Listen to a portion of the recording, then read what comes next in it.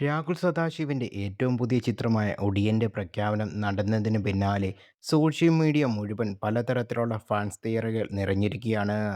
സിനിമയുമായി ബന്ധപ്പെട്ട പലതരത്തിലുള്ള ഫാൻസ് തിയറികൾ വരുന്നുണ്ട്.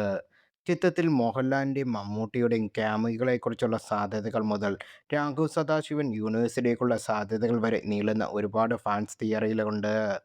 പുതിയ ഒടിയനിൽ 2018 പുറത്തിറങ്ങിയ ഒടിയനിലെ മോഹൻലാലിൻ്റെ മാണിക്കൻ ഒടിയൻ പ്രത്യക്ഷപ്പെട്ടേക്കാം എന്നായിരുന്നു ആദ്യത്തെ തിയറി.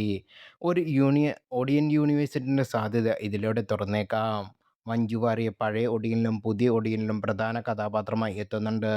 അടുത്ത university Rahul Sadasivan cinematic യൂണിവേഴ്സാണ്.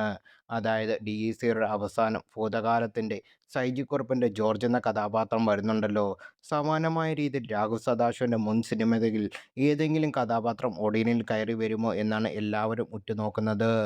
ബ്രഹ്മയുഗത്തിനും DECയിലേക്കും പോറ്റിസർ name എന്നുവരുന്ന കഥാപാത്രങ്ങളും ഉണ്ടായിരുന്നു. അടുത്ത യൂണിവേഴ്സിറ്റി പോലാർ ഹൊറർ യൂണിവേഴ്സാണ്. അതായത് പ്രമേയവും ഒടിയനും തമ്മിൽ വലിയ കളക്ഷൻ ഉണ്ടാകാനുള്ള സാധ്യത.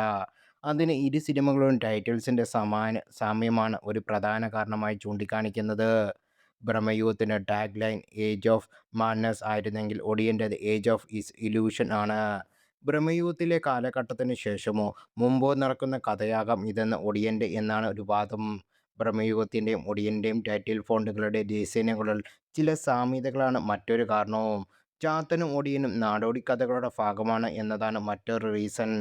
ഇവിടെയാണ് മമ്മൂട്ടിയോടെ കൊടുമൺ പോറ്റി എന്ന ചാത്തനോ ഒടിയനിലെ ക്യാമിയായി വരാനുള്ള സാധ്യത കൂടുതൽ ശക്തമാക്കുന്നത്. പൃഥ്വിരാജിനെയും മഞ്ജു വാര്യരെയും പ്രധാന കഥാപാത്രങ്ങളാക്കി രാഹുൽ സദാശിവന്റെ ഒടിയൻ ഒരുങ്ങുന്നത്.